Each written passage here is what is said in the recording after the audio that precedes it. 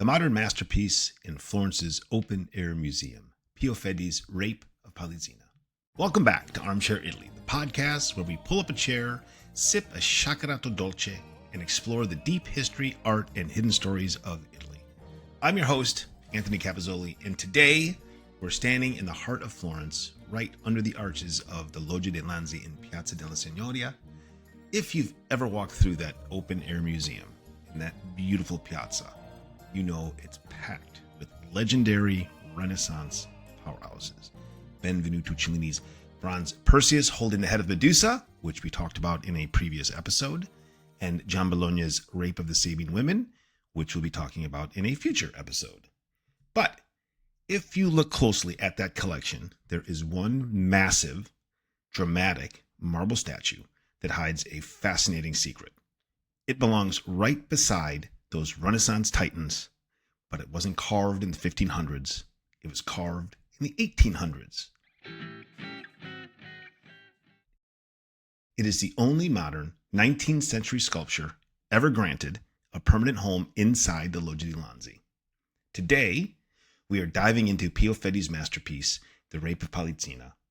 We'll look at the tragic Greek myth behind it, the insane technical skill required to carve it, and why it set off absolute mania when it was unveiled in Florence in 1865. Let's grab a Lempredotto from Trepeo del Porcellino and a Sciacquerato from Bar Uffizi, and let's head into the piazza. Picture Florence in May of 1865. Sculptor Pio Fedi opens his studio doors to show off a project he's been working on for 10 long years. Does 10 years ring a bell? The moment Florentine saw it, it became an instant cultural phenomenon. People were raving about it. Art lovers arriving in the city weren't asking, "How was your trip?" They were greeted at the city gates with, "Have you seen the Fedi group?" So why did this specific statue break the internet of 1865? First off, timing is everything. In 1865, Florence was designated the temporary capital of the newly unified Kingdom of Italy. The city was undergoing a massive cultural rebirth, yet again, hosting national celebrations like Dante's birthday, and Florentines were desperate to prove that their city wasn't just a dead museum of past Renaissance geniuses, but a living, breathing powerhouse of modern art. Second, there was a hidden political code inside the statue. Italians were living through the Risorgimento, the movement for Italian unification and freedom from foreign occupation. When they looked at this heroic Trojan princess refusing to submit quietly to her captors, they didn't just see Greek myth. They saw Italy fighting for its independence. The myth and the drama in the marble. In Greek mythology, the sacrifice of Polyxena marks a brutal, high-stakes climax at the end of the Trojan War, drawn directly from classical authors like Euripides in Hecuba and Ovid in Metamorphoses. After the fall of Troy, the victorious Greek fleet prepared to sail home across the Aegean Sea, but the winds died down, trapping their ships at shore. Sound familiar? Perhaps the beginning of the war with Agamemnon? Suddenly, the shade of the fallen hero Achilles appeared over his burial mound, holding the fleet hostage by demanding his gyros, his rightful share of the spoils, before allowing the winds to blow. His price was Polyxena, the most beautiful Trojan princess. Classical myth offers several interconnected reasons for why the Greeks felt compelled to slaughter Polyxena at Achilles' grave.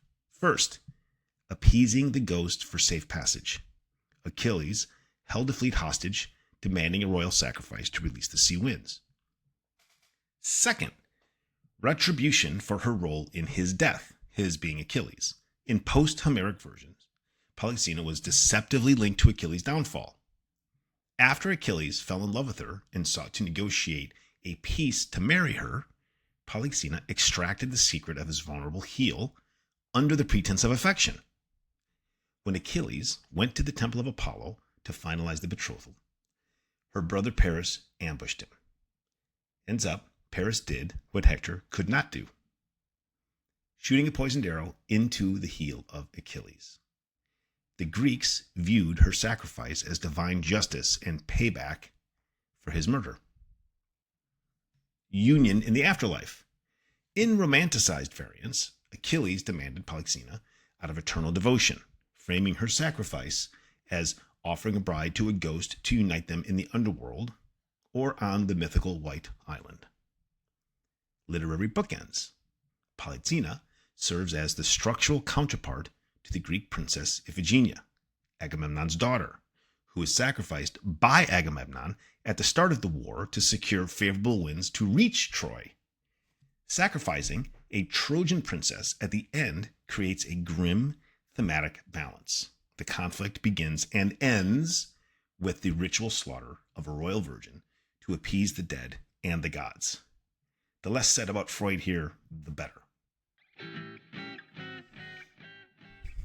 Sculptor Pio Fedi captures this exact split-second narrative in white marble through his masterpiece, The Rape of Polyxena.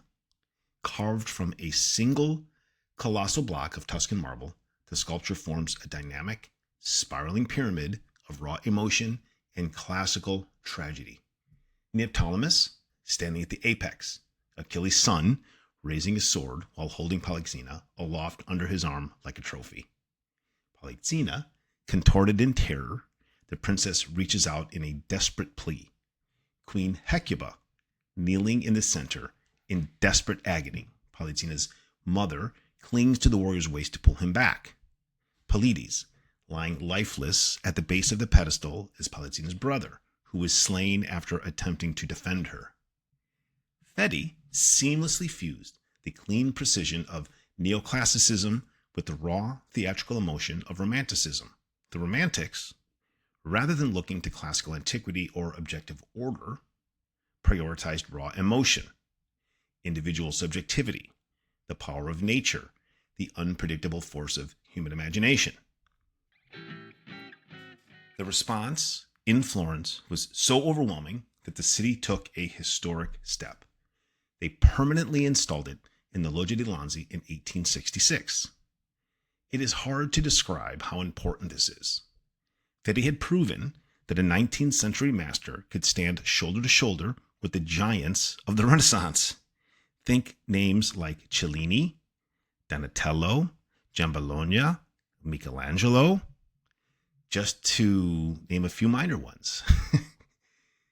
The next time you walk through Piazza della Signoria in Florence, skip past the crowds for a minute, step up to the loggia, and look up at the Rape of Polyxena.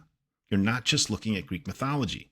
You're looking at the pride, passion, and politics of a newly born Italy and the insertion of a modern, contemporary, I'm doing air quotes here, into the world-class ranks of the finest sculptors the world has ever known. And he stands toe to toe with them and does a dang good job. That's a wrap for today's episode of Armchair Italy. Drop a comment or a message to me on Instagram and let's talk art history. If you need a tour of Florence to take it all in, hit me up at armchairitaly.com. Until next time,